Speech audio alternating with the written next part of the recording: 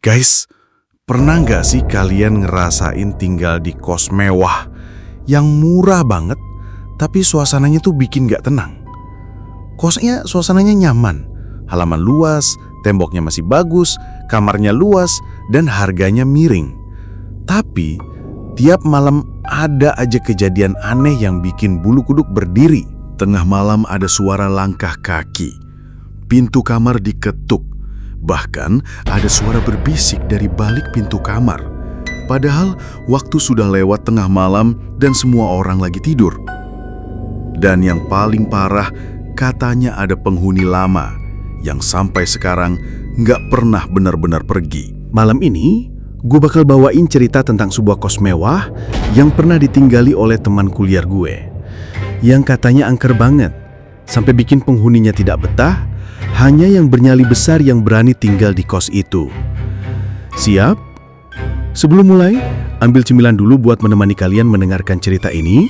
Kunci pintu kamar kalian, matiin lampu, dan jangan lupa cek kolong tempat tidur. Siapa tahu ada Mbak Kunti yang lagi ngeliatin.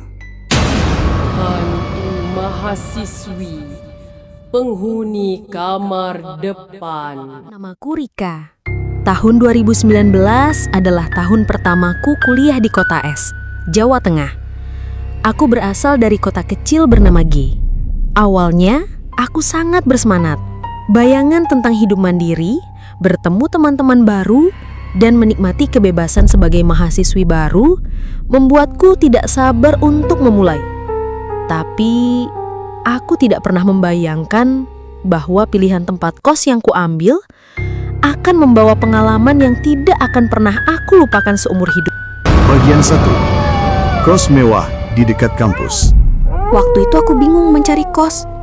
Harga kos di dekat kampus rata-rata cukup mahal, apalagi yang fasilitasnya lengkap. Sampai suatu hari, temenku yang sudah lebih dulu kuliah di kota S memberi rekomendasi. Coba deh di kos Bu Ratna. Mewah, deket kampus, tapi murah banget. Gue dulu mau ambil di sana, cuma udah penuh. Aku langsung tertarik. Harga murah untuk kos mewah, siapa yang gak mau?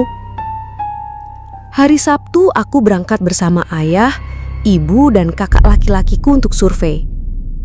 Kos itu ternyata sebuah rumah besar bercat putih krem, 2 lantai, gerbang besi tinggi, dan halaman yang rapi. Dari luar, sama sekali tidak terlihat seperti kos angker. Begitu masuk, lorongnya panjang, lantainya keramik putih mengkilap. Ada taman kecil di tengah bangunan dengan kolam ikan berisi koi yang tenang berenang. Aku melihat kamar yang ditawarkan. Luas, bersih, ada meja belajar, lemari, bahkan kamar mandi dalam. Aku langsung suka. Tanpa pikir panjang, aku ambil kamar itu. Tarifnya lebih murah hampir setengah dari kos mewah lain di sekitar kampus. Aku pikir ini rezeki mahasiswa baru. Bagian 2. Malam pertama yang aneh. Hari itu juga aku mulai pindahan. Ayah dan ibu membantu menata barang-barangku. Kakakku bahkan memasang rak buku dan kipas angin. Sore menjelang malam, mereka pamit pulang. Aku sendirian di kamar, membereskan baju sambil memutar musik dari ponsel. Jam 10 malam, aku mulai mengantuk. Aku mematikan lampu, hanya meninggalkan lampu tidur kecil. Sekitar tengah malam, aku terbangun karena mendengar suara orang melangkah. Langkah kaki wanita mengenakan sepatu hak tinggi.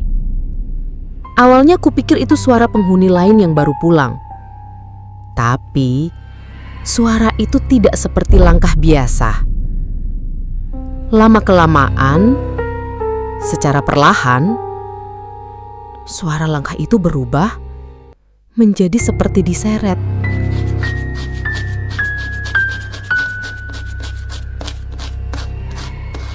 Berjalan di lorong depan kamarku. Aku mencoba memejamkan mata lagi, tapi Entah kenapa, tubuhku terasa dingin. Ada rasa tidak nyaman, seolah aku tahu langkah itu tidak normal. Bagian 3. Gangguan makin intens. Malam kedua, gangguan itu semakin jelas. Kali ini aku mendengar suara erangan pelan, seperti perempuan yang sedang kesakitan.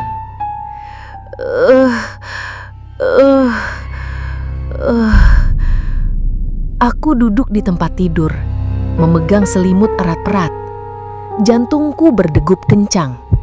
Aku sempat mengirim pesan ke temanku yang pernah merekomendasikan kos ini, tapi dia hanya membalas, "Tenang aja, biasa itu, nanti juga terbiasa." Malam ketiga, gangguannya berubah.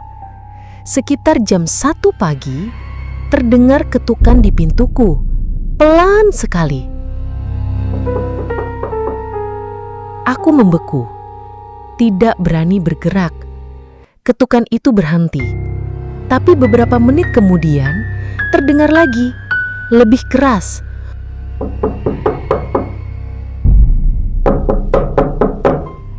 Malam itu aku tidak tidur sama sekali sampai pagi. Bagian 4. Peringatan dari ibu kos. Pagi harinya, aku mencari ibu kos. Kulihat dia ada di halaman depan, sedang menyapu halaman.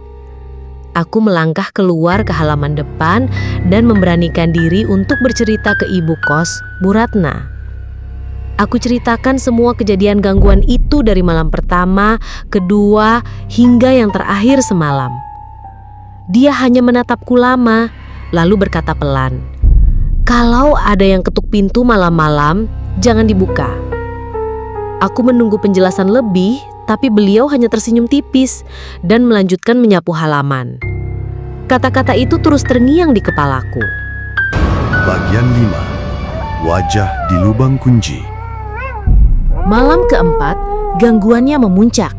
Jam hampir menunjukkan pukul 1 pagi. Ketukan itu datang lagi, pelan, lalu semakin keras.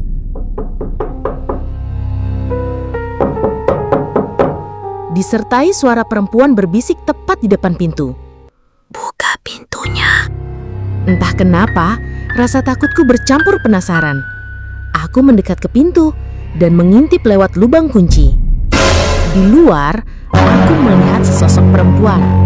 Rambutnya panjang menutupi seluruh wajah. Bajunya putih lusuh, berdiri diam tepat menghadap pintuku. Aku mundur dengan cepat, menahan nafas. Selimutku tarik sampai ke kepala, sampai akhirnya aku tertidur karena kelelahan. Bagian 6. Rahasia kamar depan. Keesokan paginya, aku kembali menemui Bu Ratna. Kali ini, aku memaksa ingin tahu apa yang sebenarnya terjadi. Beliau menarik napas panjang, lalu bercerita. 2 tahun lalu, ada mahasiswi tingkat akhir ngekos di kamar depan situ. Dia tertekan karena tugas akhir yang gak kelar-kelar. Malamnya dia sering keluar, dugem, mabuk. Hampir setiap malam dia pulang larut dan ketiduran di depan pintu kamarnya. Sampai suatu malam dia gak pulang. Paginya masih gak ada kabar. Siangnya ada polisi datang. Katanya dia meninggal karena kecelakaan. Mobilnya nabrak truk parkir. Katanya dia pulang dalam keadaan mabuk. Sejak itu, kamar depannya dibiarkan kosong. Tapi, banyak yang bilang, tiap malam dia masih berjalan di lorong pulang ke kamarnya. Bu Ratna menatapku tajam. Jadi, kalau ada yang mengetuk pintu, jangan pernah dibuka. Bagian 7. Epilog. Aku masih bertahan ngekos di sana hampir selama setengah tahun demi kemudahan kuliah. Gangguan demi gangguan ku alami tiap malam. Sampai kemudian aku menemukan kos baru dan aku memutuskan pindah.